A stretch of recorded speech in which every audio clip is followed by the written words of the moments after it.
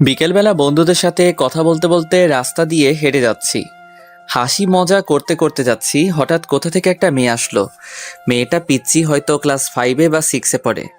আমাদের সামনে এসে আমাকে বলতে লাগলো, এই যে ভাইয়া, আমার একটা উপকার করবেন। বলো পিচ্ছি আপি। আমি মোটেও পিচ্ছি না, আমি ক্লাস 6-এ পড়ি। ও সরি, পিচ্ছি বলো। আমি আমার বিড়ালটা হারিয়ে ফেলেছি, একটু খুঁজে দিবেন? কি? ভাইয়া প্লিজ, আমি আমার টমকে খুব ভালোবাসি। টমকে? টম হলো আমার বিড়ালের নাম, গাধা একটা। লে হালুয়া, আমি কেমনে জানবো তোমার টমটমের কথা? দেখুন ভাইয়া, আমার টমকে টমটম বলবেন না। আচ্ছা তুমি কি পাগল? আপনাকে আমি এই বলে আমার হাতে কামড় দিয়ে দৌড়ে চলে গেল। এসব আমার বন্ধুরা দেখে হাসতে লাগলো। আমি ব্যথায় মা গো বাবা গো বলে চিল্লাচ্ছি, আর হারামি বন্ধুরা দাঁত কেলিয়ে হাসছে। তখন জিহাদ বলল, দোষ, কামড়টা কেমন লাগলো? আরে শালা মজা নিস, এদিকে আমি ব্যথায় মরছি। তোর কপালে এটাই ছিল। কি সুন্দর করে কামড় দিল। মেয়েটা এমন কেন করলো রে? তুমি চান্দু মেয়েটাকে পাগল বলবা, আর মেয়েটা তোমায় চুমু দিবে? চুমু দিলে না করি না, আমার মন অনেক বড়, সেখানে সবার জায়গা হবে। সবাইকে বোনের নজরে দেখবি। দেখলি না মেয়েটা তোকে কি সুন্দর করে ভাইয়া ডাকলো। ভাইয়া থেকে জামাই হব, তোদের কথা দিলাম। তার মানে আমাদের লেখক প্রেমে পড়েছে, এটাও সম্ভব? ইয়ে না মানে, হাত ব্যথা করছে, চল। কথা এড়িয়ে যাচ্ছিস কেন? তুই ব্যথায় মরে যাওয়ার আগে স্বীকার কর। ঠিক, স্বীকার কর, না হলে ছাড়ছি না। আরে ধুর, রাগ দেখিয়ে লাভ নাই চান্দু। প্রেমে পড়ছি, এবার ছেড়ে দে। এরপর হাত ধরে বাসায় চলে যেতে লাগলাম। এবার আমার পরিচয়টা দেই, আমি শাহরিয়ার রহমান, এবার এসএসসি দিব। বাবা মার তৃতীয় সন্তান, আমি ছোট, আমার বড় ভাই আর আপু আছে, বাবা আইনজীবী, মা গৃহিণী। আমি বাসায় গিয়ে কলিং বেল দিলাম, একটু পর ভাবি এসে দরজা খুলে দিল। ভাবি, খুব খিদে পেয়েছে। সোফায় বস, চা আর বিস্কুট দিচ্ছি। আচ্ছা ঠিক আছে মা, কই? রুমে আছে হয়তো। এরপর ভাবি চলে গেল, আমি সোফায় বসে ফোন টিপছি। একটু পর ভাবি চা বিস্কুট নিয়ে আসলো, আমি চা খাচ্ছি আর ভাবির সাথে গল্প করছি। তখন ভাবি বলল, শারিয়ার আমাকে নিয়ে আমাদের বাসায় যাবে? কেন ভাইয়া? তোমার ভাই তো ভাই, আর তার কোনো সময় নেই, তাই বললো তোমাকে নিয়ে যেতে। ও আচ্ছা, কবে যাবে? কালকে যাব। আচ্ছা তাহলে আমি কালকে স্কুল শেষে নিয়ে যাব। আচ্ছা এখন গিয়ে পড়তে বসো কেমন? এরপর আমি আরও কিছুক্ষণ গল্প করে রুমে গিয়ে পড়তে বসলাম। কিন্তু আমার একটা অভ্যাস, পড়তে বসলে ফোন টিপি, তাই দুইটাই করতে লাগলাম। একটু পর আপু আসলো, আপু এসে ঝাড়ি দিয়ে বলল, কিরে, পড়তে বসে ফোন টিপিস কেন? আমার মনে রং লাগছে এই জন্য। চুপচাপ পড়তে বস। তুই প্রেম কর যা। থাপ্পড় দিব একটা, সে তোর দুলাভাই হয়। হইছে, যা তো, বিরক্ত করিস না। এরপর চলে গেল। আমিও মোটামুটি কালকের পড়া শেষ করে রাতের খাবার খেতে গেলাম। খাবার খেয়ে রুমে এসে ফোনটা চার্জে দিয়ে শুয়ে পড়লাম। আর তখনই মনে হলো রাস্তায় দেখা সেই পিচ্চি মেয়েটার কথা। আমি মেয়েটার কথা ভাবছি আর একা একা হাসছি। সত্যি মেয়েটা অনেক সুন্দর। এই পিচ্চি মেয়েটা যদি আমার বউ হতো কত ভালো হতো। আচ্ছা, তার নামটা জানা হলো না, কি করা যায়? কালকে কি মেয়েটা সেখানে আসবে? আর আসবে কেন? মেয়েটা তো পিচ্চি। উফ, যদি দেখা হতো মন ভরে দেখতাম। এসব ভাবতে ভাবতে কখন যে ঘুমিয়ে পড়লাম মনে নেই। সকালবেলা ঘুম ভাঙলো বাবার নীতি কথা শুনে। প্রতিদিন আমার ঘুম ভাঙে নীতি কথা শুনে। শালা এমন বাবা থাকলে জীবনটা শেষ। সকাল সকাল কি সুন্দর একটা স্বপ্ন দেখছিলাম, সব শেষ করে বাবা আবার বলতে লাগলো, ভালো ছাত্র কখনো 9টায় ঘুম থেকে উঠে? আব্বা চুপ করো তো। তোর ক্লাসমেটটা সারাদিন পড়াশোনা করে আর তুই বনজামি করিস। উফ কি জ্বালা, চুপ করো তো। স্কুলে কি আমি যাব? হ্যাঁ তুমি যাও, ভালো হবে। চুপ ওঠ। বাবার ঝাড়ি খেয়ে ফ্রেশ হতে চলে গেলাম। ফ্রেশ হয়ে স্কুলের জন্য রেডি হয়ে নিলাম। তারপর গেলাম খাবার খাওয়ার জন্য। খাবার খেয়ে মার কাছ থেকে টাকা নিয়ে সাইকেল চালিয়ে স্কুলে চলে আসলাম। স্কুলে এসে সাইকেল রেখে ক্লাসে গেলাম। ক্লাসে গিয়ে দেখি জিহাদ মেয়েদের সাথে কথা বলছে। আমাকে দেখে আমার কাছে আসলো আর বলল, দোষ, আমাকে ওরা একা পেয়ে চর দিছে। কি বলিস, তাই নাকি? রে। ওকে দাঁড়া দেখছি। এরপর আমি ব্যাগ রেখে তাদের কাছে গেলাম। আমি গিয়ে বললাম, কি হলো, জিহাদকে মারছো কেন? তাহলে আমাদের সাথে ফাজলামো করে কেন? কি করছে? আমাদের ব্যাগ দিয়ে বেঞ্চ পরিষ্কার করছে। তাই নাকি? এটা তো একটা ভালো কাজ। এই বলে আমিও তাদের ব্যাগ নিয়ে আমার জায়গা মুছে ব্যাগটা আবার তাদের কাছে ফিরিয়ে দিলাম। তারপর জিহাদকে বললাম, ব্যাগ যদি বাঁচাতে চাস তাহলে ব্যাগ নিয়ে ক্লাস থেকে চলে আয়। আর তখন দেখি শান্ত আসছে। শান্ত আমাদের দেখে বলল, কিরে কি হয়েছে? আমি সবটা বললাম। সব শুনে শান্ত হাসতে লাগলো আর জিহাদ বলল, দোস্ত আজকে কাজটা ঠিক হয়েছে। চল ক্লাসে যাই, সময় হয়ে গেছে। চল। এরপর আমরা ক্লাসে চলে আসলাম। ক্লাসে এসে ক্লাস করতে লাগলাম। সবগুলো ক্লাস করে বের হলাম।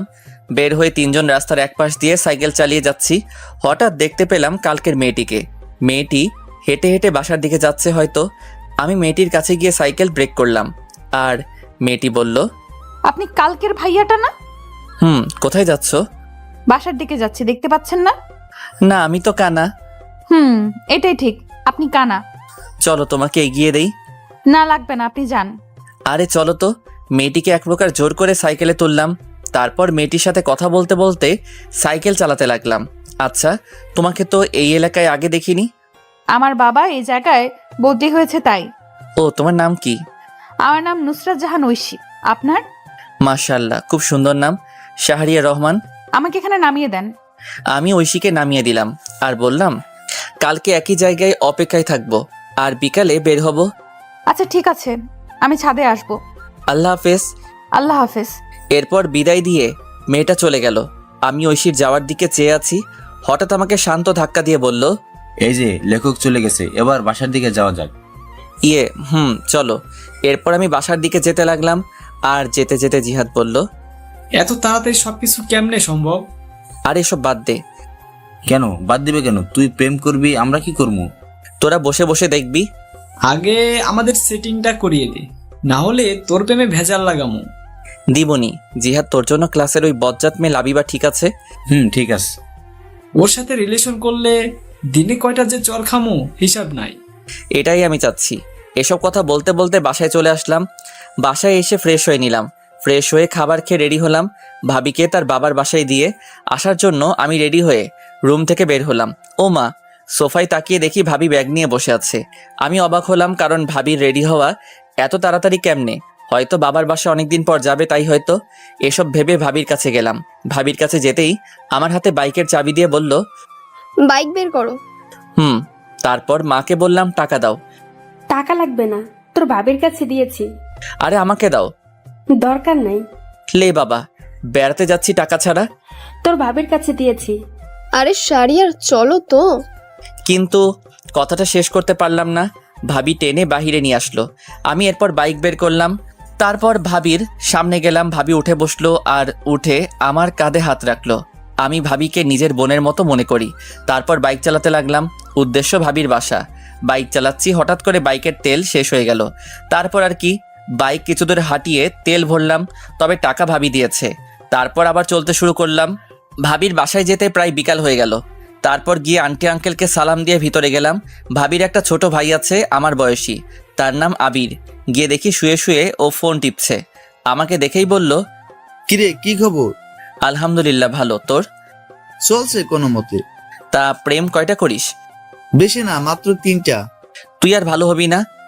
একটা মেয়ে যদি 4-5টা রিলেশন করতে পারে, আমি কেন পারবো না বল? কথায় যুক্তি আছে। এভাবে আবিরের সাথে আড্ডা দিতে লাগলাম। আড্ডা দিতে দিতে হঠাৎ মনে হলো আমার পিচ্চিটার কথা। আজকে বিকালে যাওয়ার কথা ছিল, কিন্তু দূর, মনে ছিল না। কি যে করি। আর আজকে বাসায় না গেলে কালকে স্কুল মিস হবে। স্কুল মিস হলে তো পিচ্চিটাকে দেখতে পারবো না। তাই আমি ভাবির কাছে চলে আসলাম। আর এসে ভাবিকে বললাম, ভাবি আমি চলে যাচ্ছি। আজকে যেতে হবে না, আজকে থাকবে, প্রায় সন্ধ্যা হয়ে এলো। আরে কালকে স্কুল আছে, আর না গেলে স্যার বকা দিবে। যেদিন স্কুল পলাশ তখন? মানে তবুও যেতে হবে। এরপর ভাবিকে বুঝিয়ে আন্টি আঙ্কেল থেকে বিদায় নিয়ে চলে আসলাম। একা একা বাইক চালাচ্ছি আর হেডফোন দিয়ে গান শুনছি। বাসায় আসতে আসতে প্রায় রাত 7টা বেজে গেল। আমি বাইক রেখে কলিং বেল দিলাম, আর একটু পর মা এসে দরজা খুলে দিল। আর আমাকে দেখে অবাক হয়ে বলল, কিরে চলে আসলি কেন? কালকে স্কুল আছে। বাহ, বেশ পরিবর্তন হয়েছিস। পরিবর্তন কি আর এমনি হয়েছি মা?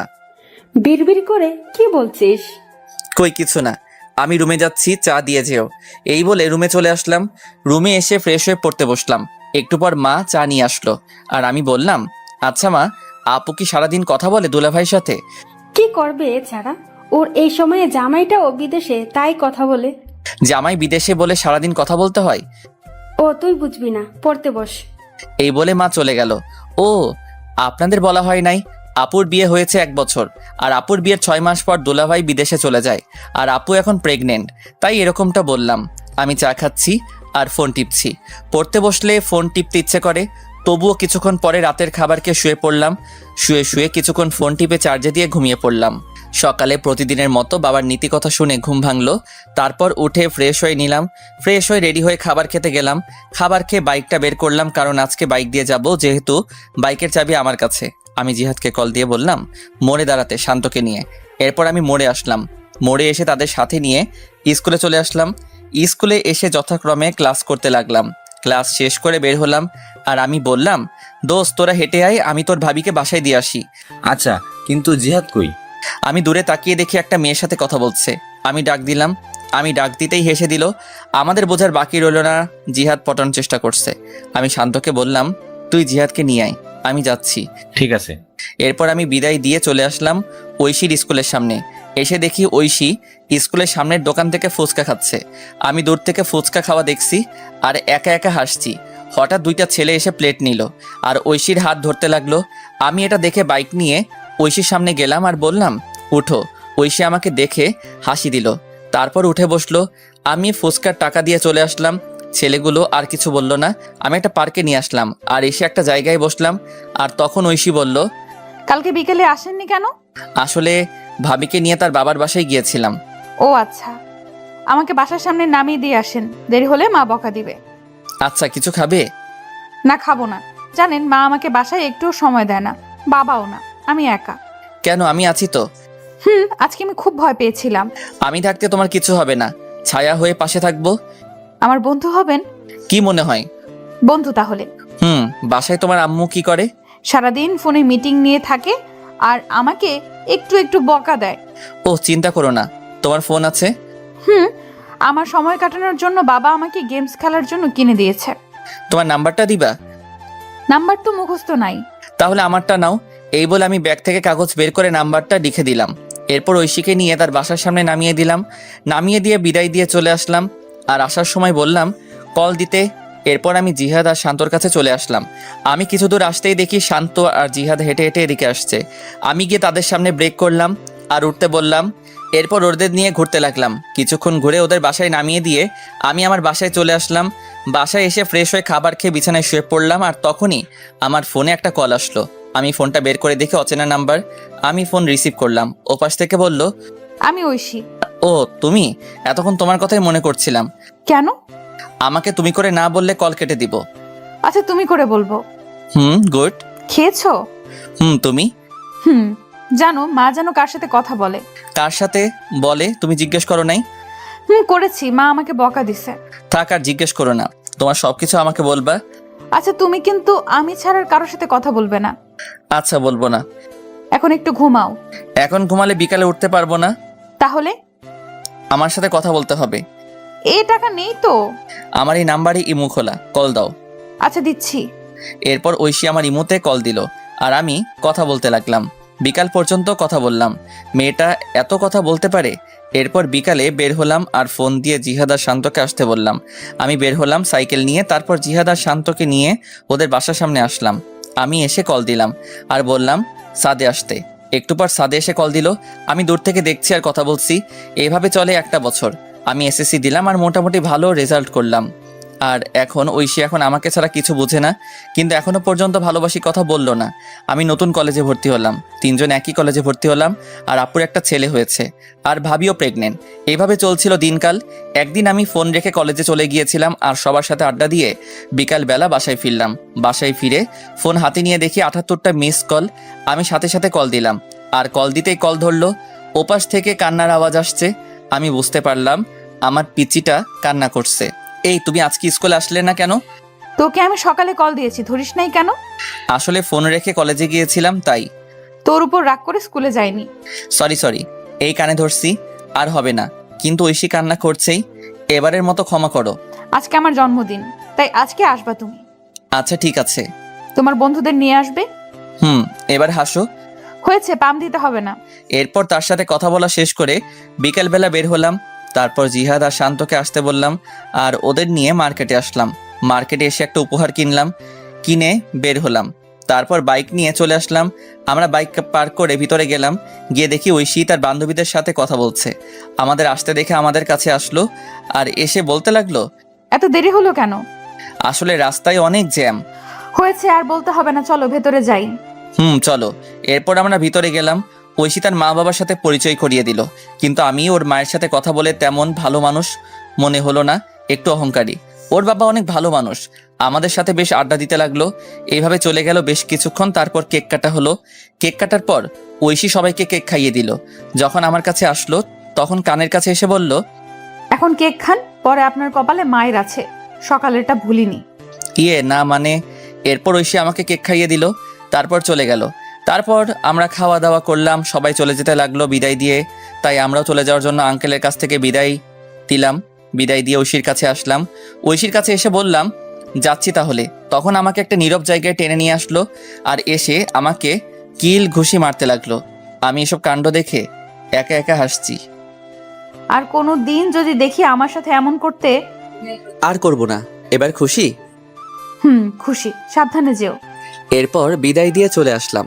আমি জিহাদ আর শান্তকে তাদের বাসায় নামিয়ে দিয়ে আমি আমার বাসায় চলে আসলাম। বাসায় এসে ফ্রেশ হয়ে পড়তে বসলাম। পড়ছি তখনই ঐশী কল দিল। আমি ফোনটা রিসিভ করলাম। আসসালামু আলাইকুম। ওয়ালাইকুম আসসালাম। কি করো? এই তো পড়ছি, তুমি? আমিও পড়তে বসলাম। শোনো না, বলো। আমি না একজনকে ভালোবাসি। সাথে সাথে মনটা খারাপ হয়ে গেল, হাসি মুখটা মলিন হয়ে গেল। তখন আমি বললাম, ও ভালো তো। তুমি কালকে ওই জায়গায় আসবে। কলেজ শেষ করে সময় পেলে আসবো। আসতে হবে। আর শাড়িটা কিন্তু খুব সুন্দর হয়েছে।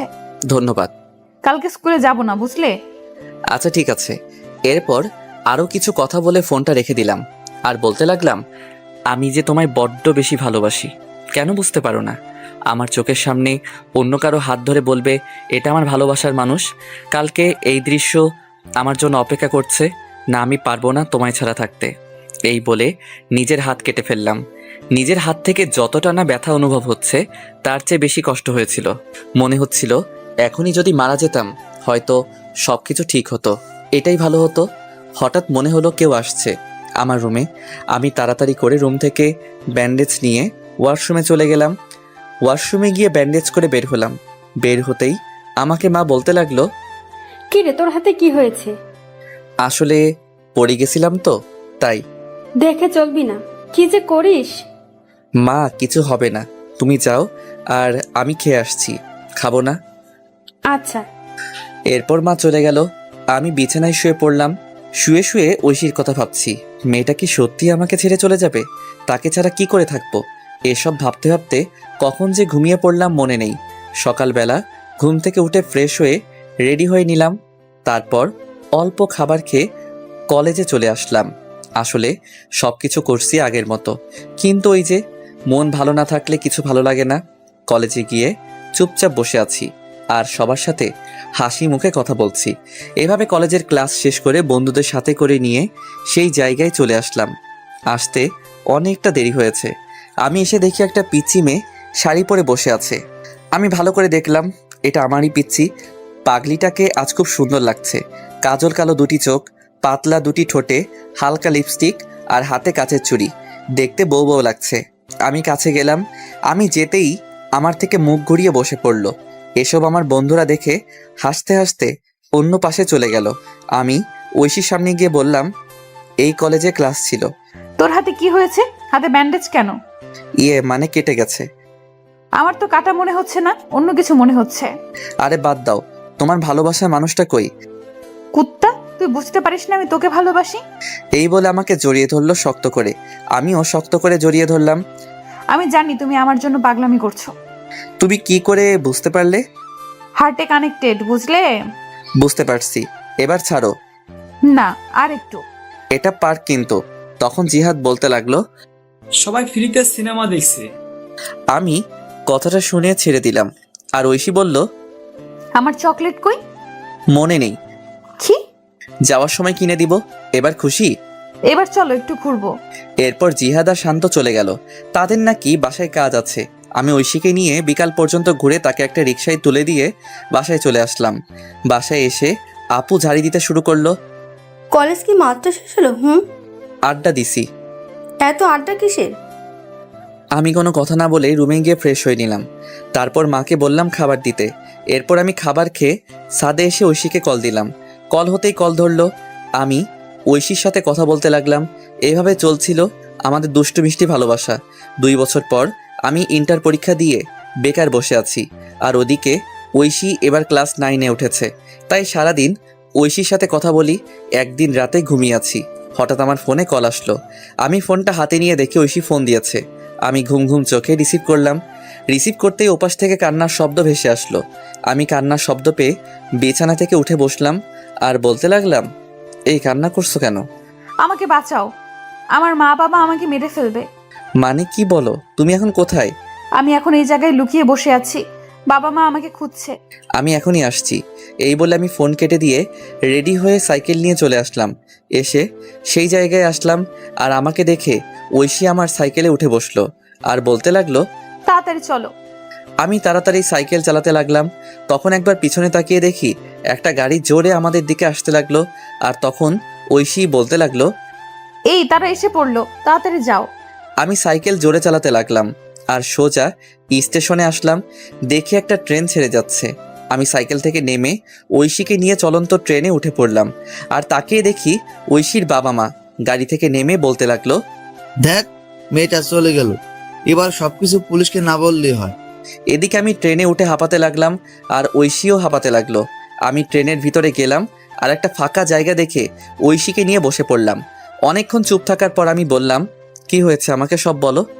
শোনো তাহলে। বাবা মা রাতের বেলায় আলোচনা করছিল। আমি তোমার সাথে কথা বলে পানি খাওয়ার জন্য টেবিলে আসলাম। তারপর পানি খেয়ে যখন বাবা মায়ের রুমের সামনে দিয়ে যাচ্ছিলাম, তখন কিছু কথা কানে আসে। কথাগুলো এমন ছিল, ওরা নাকি আমার কাকা কাকি।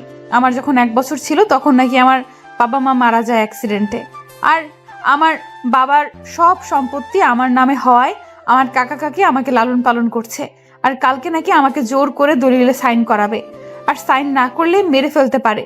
পরে আমি এসব শুনে ফোন নিয়ে আর ব্যাগ গুছিয়ে লুকিয়ে বাইরে এসে তোমাকে কল দিলাম। ও আচ্ছা, কিন্তু আমি তো কিছু নিয়ে আসি নাই, আর এখন তো তোমাকে নিয়ে চিন্তা হচ্ছে। আমার বাসা থেকে 10,000 টাকা আর কিছু আমার অলংকার নিয়ে আসছি। তার মানে আমরা পালিয়ে যাচ্ছি? যেটা মনে করো। আচ্ছা, কি আর করার। তখনই একটা লোক এসে ট্রেনের টিকিট দেখতে চাইলো, কিন্তু আমাদের কাছে তো টিকিট নেই, তাই ভাড়া দিলাম আর সাথে জরিমানাও দিলাম। এরপর লোকটা আমাদের হাতে টিকিট দিয়ে চলে গেল আর বলে গেল কেউ আসলে এটা দেখাতে। আমিও বিদায় দিলাম। আমি টিকিট দেখে দেখি এটা রাজশাহী যাওয়ার টিকিট, তার মানে আমরা রাজশাহী যাচ্ছি।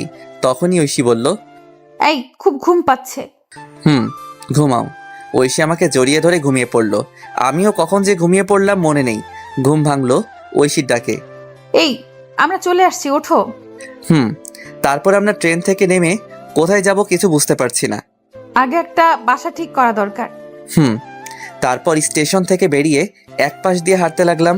হঠাৎ চোখ পড়লো একটা লিফলেটের উপর লেখা বাসা ভাড়া দেওয়া হবে।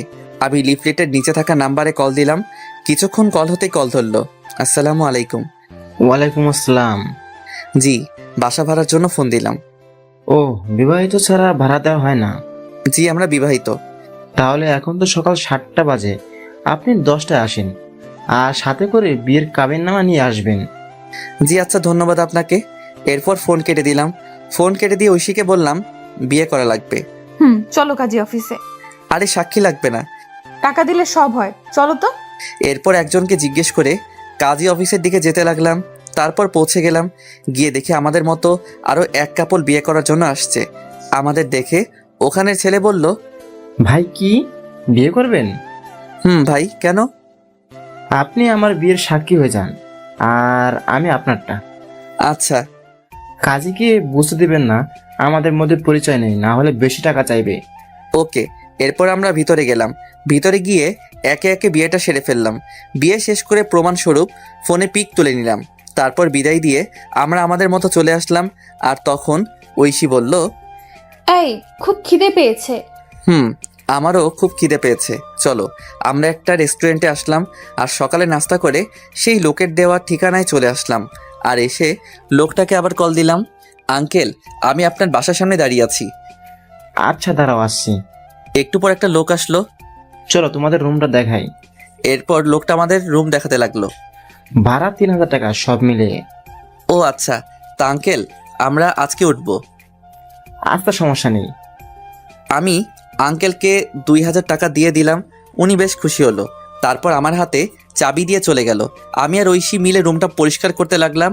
আর ঐশী বলল, এই তুমি বাজারে যাও আর এই জিনিসগুলো নিয়ে আসো। টাকা কত আছে? আছে 5,000 টাকা। এগুলোতে হবে? শোনো, বাজার করবা আর রান্না করার জন্য হাঁড়ি পাতিল আর 2টা প্লেট আর বিছানার জিনিসপত্র যা যা লাগে নিয়ে আসবে। ফ্লোরে বিছানা করবা, তাহলে চকির টাকাটা সেভ হবে। যাও তুমি। এরপর আমি একটা কাগজে লিখে চলে আসলাম বাজারে। এসে সব কিছু কিনতে লাগলাম। আর আমার জন্য কিছু মার্কেট করলাম বাসায় পরার জন্য। ঐশীর কাপড় নিয়ে আসছে, তাই তার জন্য করতে হলো না। এসব কিনে বাসায় আসতে দুপুর হয়ে গেল। দুপুরে বাসায় এসে আমি সব কিছু গোছাতে লাগলাম। আর ঐশী রান্না করতে গেল। আমি জানি ঐশী তেমন কোনো রান্না পারে না। পিচ্চি একটা মেয়ে, মাত্র ক্লাস 9-এ উঠলো। আমি সব কিছু গুছিয়ে রান্নাঘরে গেলাম। গিয়ে দেখি পাগলিটা আমার জন্য ডিম ভাজি করছে। আমি গিয়ে পিছন থেকে জড়িয়ে ধরলাম। আর ঐশী বলল, এই যে এখন গোসল করে আসো, তারপর খাবার খাবে।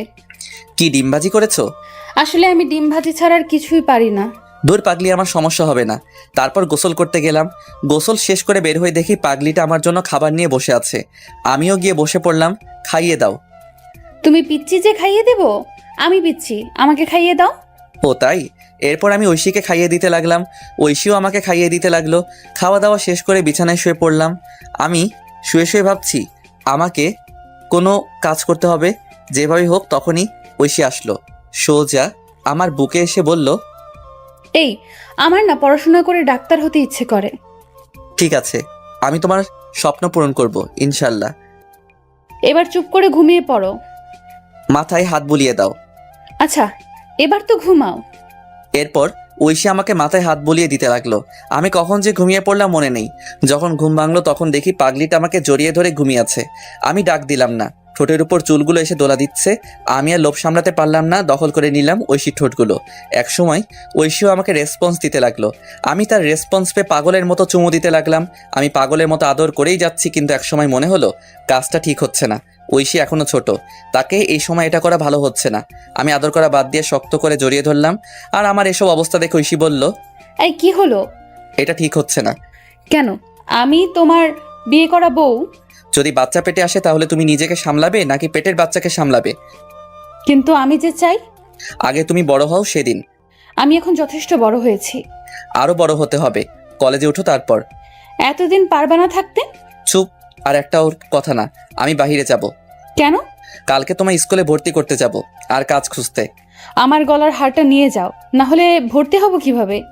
কিন্তু এটা কি ভালো হবে? শোনো, টাকা হলে সব কিনতে পারবো। এরপর আর কি, আমি উপর থেকে উঠে রেডি হয়ে নিলাম। রেডি হয়ে এটা নিয়ে বেরিয়ে পড়লাম আর একটা দোকানে এসে এটা বিক্রি করলাম। বিক্রি করে মোট 7,000 টাকা পেয়েছি। তারপর একটা স্কুলে গেলাম। স্কুল অনেক আগে ছুটি হয়েছে। দেখি অফিস রুম খোলা আছে। আমি অফিসের ভিতরে গিয়ে ভর্তির বিষয়ে কথা বললাম। তারপর হেড স্যার বললেন কালকে নিয়ে আসতে। তারপর আমি বেরিয়ে আসলাম। বেরিয়ে এসে একটা চায়ের দোকানে আসলাম। এসে চাচাকে চা দিতে বললাম। চাচা চা দিল। আর তখনই একটা লোক এসে চাচাকে খারাপ ভাষায় গালি দিতে লাগলো আর চাঁদা দিতে বলল। চাচা প্রথমে না করলো, কিন্তু লোকটা শুনলো না। আর লোকটা চাচাকে একটা থাপ্পড় দিল। আমি সাথে সাথে লোকটাকে মারতে লাগলাম। একসময় লোকটা দৌড়ে চলে গেল। আর চাচা আমাকে বলল, বাবা, তোমায় কি বলে ধন্যবাদ দিব? আরে চাচা কি বলেন, আপনি আমার বাবার মতো। বসো বাবা, তোমাকে তো এই এলাকায় আগে কখনো দেখিনি। জি, আমি এই এলাকায় নতুন। ও আচ্ছা, বসো, চা খাও। আচ্ছা চাচা, কোনো কাজ আছে? বেকার বুঝি? জি চাচা, যে কোনো কাজ হলেই চলবে। তুমি তো ভালো ঘরে ছিলে, তোমাকে কি সিএনজি চালাতে বলা যায়? সমস্যা নেই চাচা, সিএনজি চালাতে পারবো। চলো তাহলে আমার সাথে। এরপর চাচা আমাকে নিয়ে একটা সিএনজি গ্যারেজে আসলো আর এসে কথা বলল।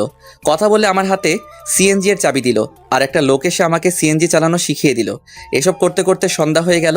তাই ভাবলাম প্রথমবার একটা ভাড়া মেরে আসি। যেই ভাবা সেই কাজ। আমি বেরিয়ে পড়লাম সিএনজি নিয়ে। একটা মোড়ে এসে বসে আছি। হঠাৎ একটা মহিলা আসলো আর বলল, এই জায়গায় যাবে?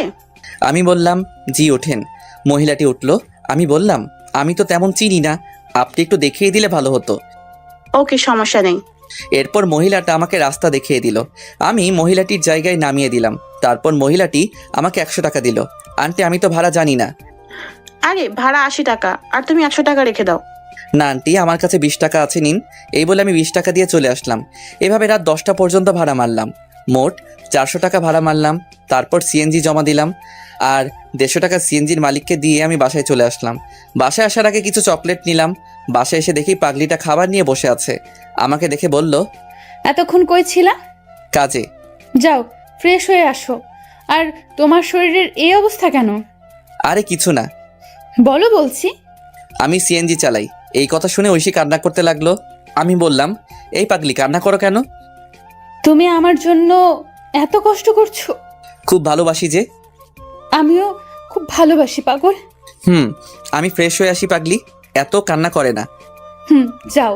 এরপর আমি ফ্রেশ হতে গেলাম। তারপর ফ্রেশ হয়ে এসে বসলাম খাবার খাওয়ার জন্য। বাহ, আজ দেখি ডাল রান্না করলা। ইউটিউব দেখে সব শিখবো আর রান্না করব। তাই নাকি? হা করো। এরপর ঐশী আমাকে খাইয়ে দিতে লাগলো, আমিও খাইয়ে দিলাম। তারপর খাবার খেয়ে শুয়ে শুয়ে ফোন টিপছে, আর একটু পর ঐশী আমার বুকে আসলো আর বলল, এই যে আজকে কিন্তু বাসর রাত। জি ম্যাডাম। আদর দাও। না, আগে তোমার বয়স 18 হোক। উফ, যাও, লাগবে না। এই বলে বুক থেকে নেমে ওদিকে ফিরে শুয়ে পড়লো। আমি ফোনটা রেখে পিছন থেকে জড়িয়ে ধরলাম, আর জড়িয়ে ধরতেই কেঁপে উঠলো। আমি তাকে আমার দিকে ফিরিয়ে ঠোঁটে আলতো করে চুমু দিলাম। আমার না অন্য কিছু চাই। ঘুমাও, তোমার শরীরের ক্ষতি হবে। ও মা, তাই? এই বলে আমার কপালে চুমু দিয়ে আমাকে জড়িয়ে ধরে ঘুমিয়ে পড়ল। আমিও পাগলিটাকে জড়িয়ে ধরে ঘুমিয়ে পড়লাম। সকালবেলা ঘুম ভাঙলো। পাগলিটা ডাক শুনে আমি উঠে ফ্রেশ হয়ে রেডি হয়ে নিলাম। তারপর রেডি হয়ে নিলাম, ঐশীও রেডি হয়ে নিল। তারপর দুজনে খাবার খেয়ে বের হলাম। বের হয়ে একটা রিক্সা নিয়ে স্কুলের উদ্দেশ্যে রওনা দিলাম। কিছুক্ষণ পর স্কুলে পৌঁছে গেলাম। তারপর স্কুলে ঐশীকে ভর্তি করে দিলাম। ঐশীকে স্কুলে ভর্তি করে বিদায় দিয়ে চলে আসলাম। আর আসার সময় বলে আসলাম আমি নিতে আসব। তারপর আমি এসে সিএনজি নিয়ে বের হলাম। একটা কলেজের সামনে আসলাম। আমি সিএনজি রেখে ভিতরে গেলাম। ভিতরে গিয়ে সোজা অফিসে চলে আসলাম। এসে বললাম, স্যার আসতে পারি? আসো। আমি ভিতরে গেলাম আর বললাম, স্যার কলেজে ভর্তি হতে আসছি। কাগজপত্র নিয়ে আসতো? জি স্যার, এই নিন। স্যার কাগজপত্র দেখতে লাগলো, আর আমি আসার সময় কাগজপত্র নিয়ে আসছিলাম। তারপর সব কাজ শেষ করলাম। স্যার বললেন কাল থেকে কলেজে আসতে। আমি বাহিরে এসে কিছুক্ষণ সিএনজি চালিয়ে সিএনজিটা রেখে রিক্সা করে ঐশীকে আনতে গেলাম। ঐশীকে বাসায় রেখে আমি আবার সিএনজি চালাতে লাগলাম। সন্ধ্যা পর্যন্ত সিএনজি চালিয়ে বাসায় চলে আসলাম। বাসায় এসে ফ্রেশ হয়ে ঐশীকে বললাম কফি দিতে। আমি বিছানায় বসে পড়তে লাগলাম। ঐশী একটু পর কফি নিয়ে আসলো। আমি বললাম, নতুন স্কুল কেমন লাগলো? অনেক ভালো লাগছে, 2টা বান্ধবী পেয়েছি। ও আচ্ছা, এখন পড়তে বসো। তুমি কলেজে ভর্তি হয়েছো? কালকে থেকে কলেজে যাব। আচ্ছা। এরপর আমি পড়তে লাগলাম, আর ঐশীও পড়তে লাগলো। পড়াশোনা শেষ করে খাবার খেয়ে ঘুমিয়ে পড়লাম। সকালে উঠে আমি ঐশীকে স্কুলে দিয়ে আমি কলেজে চলে আসলাম। কলেজে এসে একজনকে জিজ্ঞেস করে ক্লাসে গেলাম। ক্লাসে পিছনের বেঞ্চে বসে আছি। হঠাৎ একটা ছেলে আসলো আর আমার সাথে বসে পড়ল, আর আমাকে বলল, হাই, আমি সাকিব, আমরা কি বন্ধু হতে পারি? হাই, আমি শাহরিয়ার রহমান। কিন্তু তোমার সাথে আমার কি মিলে? আরে বন্ধু কি পোশাক দেখে হয়?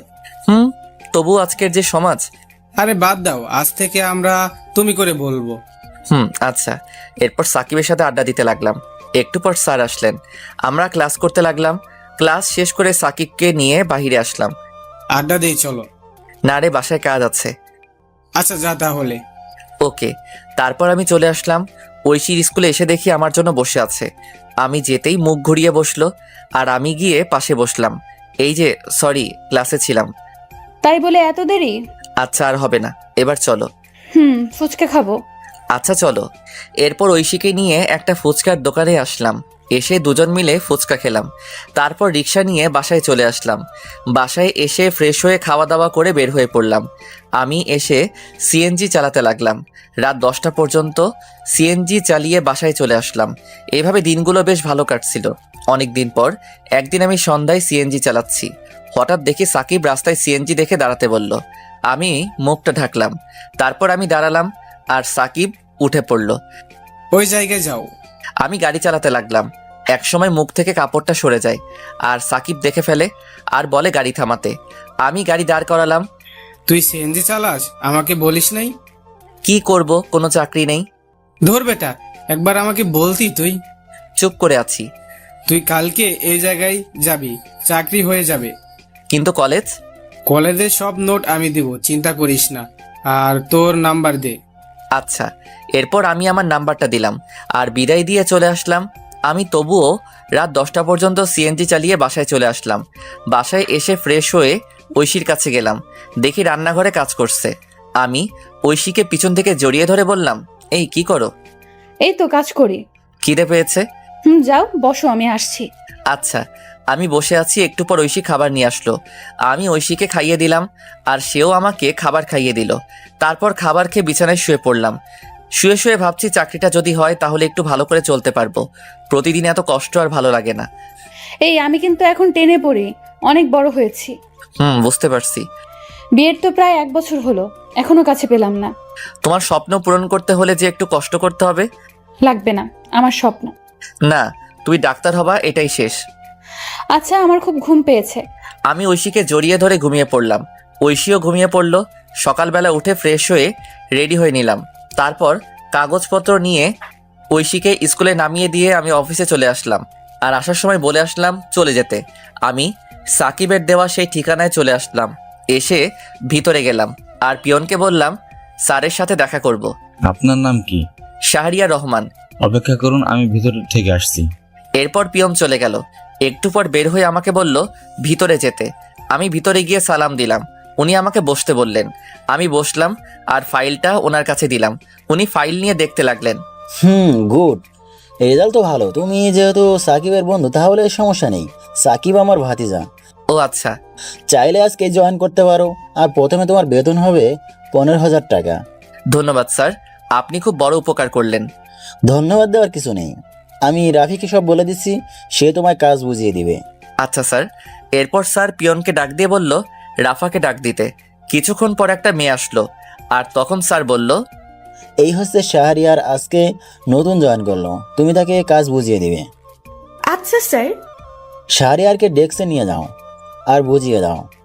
এরপর ফাইল নিয়ে চলে আসলাম আর মেয়েটা আমাকে একটা ডেস্কে নিয়ে আসলো। আমি বসলাম আর মেয়েটা বলল, হাই, আমি রাফা। হ্যালো, আমি শাহরিয়ার। চলুন আপনাকে কাজ বুঝিয়ে দেই। চলুন।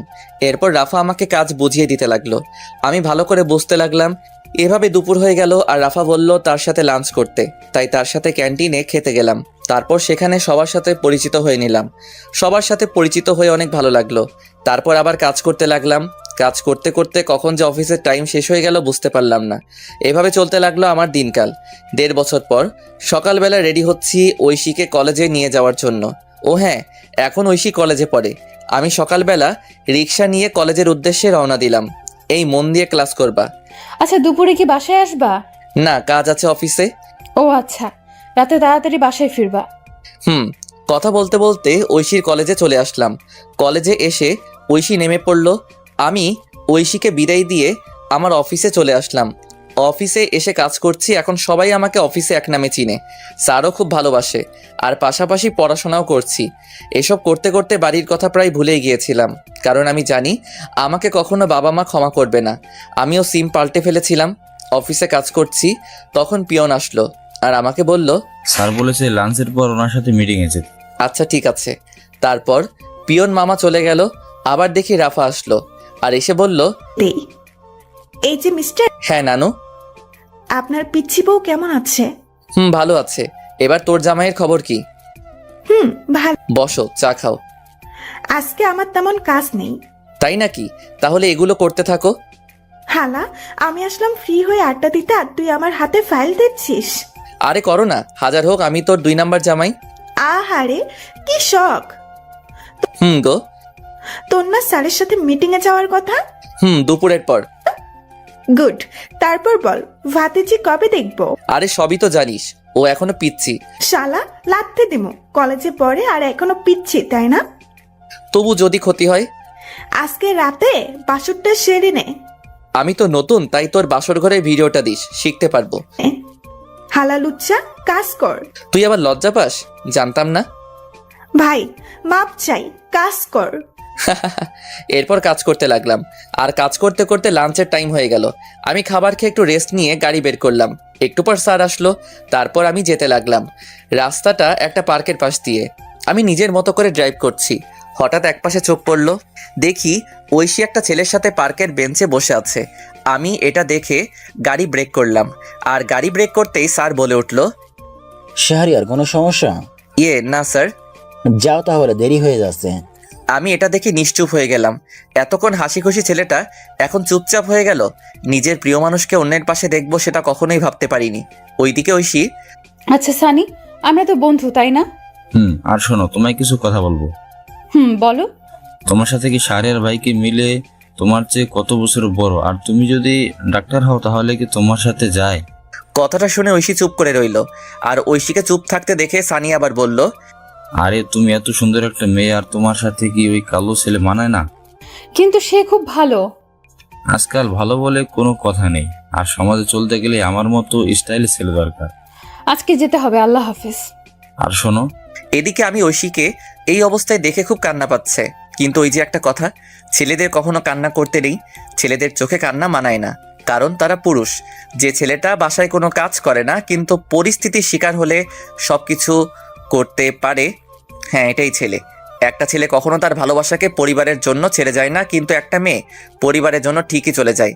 হয়তো আপনারা বলতে পারেন ছেলেরা কি তার পরিবারকে ভালোবাসে না, কিন্তু দিন শেষে দেখবেন একটা ছেলে পরিবারকে যেমন ভালোবাসে ঠিক তেমনি প্রিয় মানুষটিকেও ভালোবাসে, যার জন্য নিজের পরিবার ছাড়লাম, সব কিছু ছেড়ে তাকে নিয়ে চলে আসলাম। আর সেই ঐশী একটা ছেলের সাথে পার্কে, না এটা কি করে মেনে নেওয়া যায়। আমি কোনো মতে মিটিং শেষ করে সন্ধ্যায় নদীর পাড়ে চলে আসলাম। নদীর পাড়ে এসে বসে বসে কান্না করতে লাগলাম, যার জন্য নিজের লাইফ পরিবর্তন করলাম। আর সে অন্য একটা ছেলের সাথে। আজ পর্যন্ত আমি তাকে বকা পর্যন্ত দেইনি, হ্যাঁ এখনও দিব না। তুমি যা চাও তাই হবে। আমি না হয় অজানা রাজ্যে হারিয়ে যাব। এসব ভাবতে ভাবতে কখন যে রাত 11টা হয়ে গেল বুঝতেই পারলাম না। আমি উঠে বাসার দিকে হাঁটা দিলাম। রাস্তার একপাশে দিয়ে হেঁটে যাচ্ছি আর আজকের ঘটনা মনে করছি। আমি হেঁটে বাসায় আসলাম। বাসায় এসে কলিং বেল দিলাম। একটু পর ঐশী এসে দরজা খুলে দিল আর আমাকে দেখে বলল, অফিস শেষ হয় বিকাল 5টায়, আর তুমি রাত 11টায় আসলে? আমি কোনো কথা না বলে ভিতরে চলে আসলাম। তারপর ফ্রেশ হয়ে নিলাম। ফ্রেশ হয়ে বিছানায় শুয়ে পড়লাম। আর তখন ঐশী আমার কাছে এসে বলল, আমি তোমাকে কিছু জিজ্ঞেস করছি, আর চলো খাবার খাবা। আমি বাইরে থেকে খেয়ে আসছি। কেন, তুমি জানো না আমি তোমায় ছাড়া খাই না? আমার শরীর খারাপ লাগছে, ঘুমাবো। আজকে তুমি এমন করছো কেন, কি হয়েছে? খুব ঘুম পাচ্ছে। আমি কম্বল জড়িয়ে ঘুমিয়ে পড়লাম। ঐশীও না খেয়ে শুয়ে পড়ল। সকালবেলা ঘুম ভাঙলো আজানের সময়। আমি উঠে পড়লাম, দেখি ঐশী এখনও ঘুমিয়ে আছে। আমি চুপচাপ ফ্রেশ হয়ে রেডি হয়ে বাইরে চলে আসলাম। বাহিরে এসে মসজিদে গিয়ে ফজরের নামাজ আদায় করে পার্কের রাস্তায় হাঁটতে লাগলাম। একা একা, এখন ভোর, তাই তেমন লোকজন নেই। আমি পার্কের রাস্তায় হেঁটে চলছি, ভালোই লাগছে পরিবেশটা, নিবিড় আর ঠান্ডা বাতাস বইছে। তখনই আমার ফোনে কল আসলো। আমি ফোনটা বের করে দেখি ঐশী কল দিয়েছে। আমি ফোনটা রিসিভ করলাম আর তখনই ওপাশ থেকে বলতে লাগলো, আমাকে না বলে চলে গেলে কেন, আর খাবার খেয়ে গেলে না কেন? তুমি ঘুমিয়েছিলে তাই ডাকিনি, আর আমার অফিসে কাজ আছে। আমি কি করলাম বলবে একটু? আরে তুমি আবার কি করবা, আর খাবার খেয়ে কলেজে যাও। বাই, আমি বিজি আছি। আমি কল কেটে দিলাম। তারপর ফোনটা সাইলেন্ট করে পকেটে রাখলাম। খুব খিদে পেয়েছে তাই পার্ক থেকে একটা রেস্তোরাঁয় আসলাম। এসে সকালে নাস্তা করে অফিসে চলে আসলাম। অফিসে এসে আমি ডেস্কে বসে কাজ করছি, কিন্তু কাজে মন বসছে না। কি করব, তখনই রাফা আসলো আর বলল, এই যে স্যার, মন খারাপ কেন? আরে না। স্যার বলছে আজকে তুমি আর আমি আরেকটা প্রজেক্ট নিয়ে কাজ। ও গুড। হাতের কাজগুলো শেষ কর, দুপুরের দিকে বের হব। আচ্ছা। বন্ধু, তোমার যে মন খারাপ আমি বুঝতে পারছি। এখন বল কি ব্যাপার? আসলে তারপর আমি রাফাকে সব বললাম। সব শুনে রাফা ঐশীর উপর খেপে গেল। ঐশীকে মনে হচ্ছে ইচ্ছে মতো থাপ্পড় দেই। আচ্ছা যাও, আমি হাতের কাজগুলো শেষ করি। আর আমার একটা উপকার করবা? কি বল? ঐশীর সম্পত্তি ফিরিয়ে দিতে হবে। আচ্ছা, তোর দুলাভাইকে বলবো, তুই চিন্তা করিস না। ধন্যবাদ। আর এই নে সেই বাড়ির কাগজপত্র। আমি কিছু কাগজপত্র আগে তুলে রেখেছিলাম, এবার বাকিটা তোর জামাই করবে। ঠিক আছে। আর শোন, 2 দিনের মধ্যে কাজটা করতে বলবি প্লিজ, কারণ এই তারিখ ঐশীর জন্মদিন। আমি চাই এই দিনে উপহার দিতে। আচ্ছা ঠিক আছে, এবার কাজ কর। এরপর রাফা চলে গেল। ও আপনাদের বলা হয়নি, রাফার হাজবেন্ড পুলিশ, তাই কাজটা করতে বেশি সমস্যা হবে না। আমি কাজ করতে লাগলাম। কাজ করতে করতে দুপুর হয়ে গেল। তারপর ক্যান্টিন থেকে কিছু খেয়ে অফিসের গাড়ি নিয়ে বের হলাম আমি আর রাফা। দোস্ত, ঐশীর কলেজের সামনে দিয়ে যা। কেন?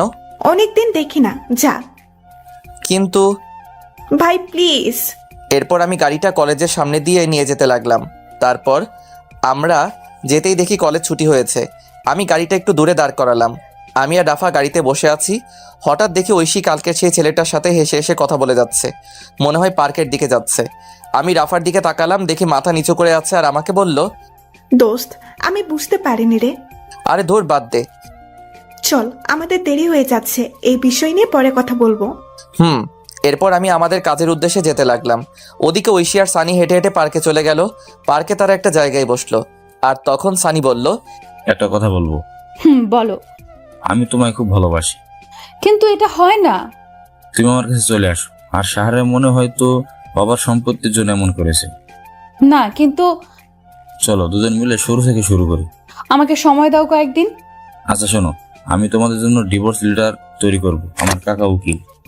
এত তাড়াতাড়ি না, আমি বললে তারপর। আচ্ছা চলো, তোমাকে এগিয়ে দিয়ে আসি। না, লাগবে না, আমি রিক্সা নিয়ে চলে যাব। ঠিক আছে। এদিকে আমি মিটিংয়ে বসলাম। মিটিং শেষ হলো বিকালে। তারপর আরও কিছু কাজ করে সন্ধ্যাবেলায় অফিসে আসলাম। তারপর কাগজগুলো রেখে স্যারের রুমে গেলাম। স্যার, আসবো? আসো, তোমার জন্য অপেক্ষা করছি। আমি গিয়ে ফাইল জমা দিলাম আর স্যার দেখতে লাগলো।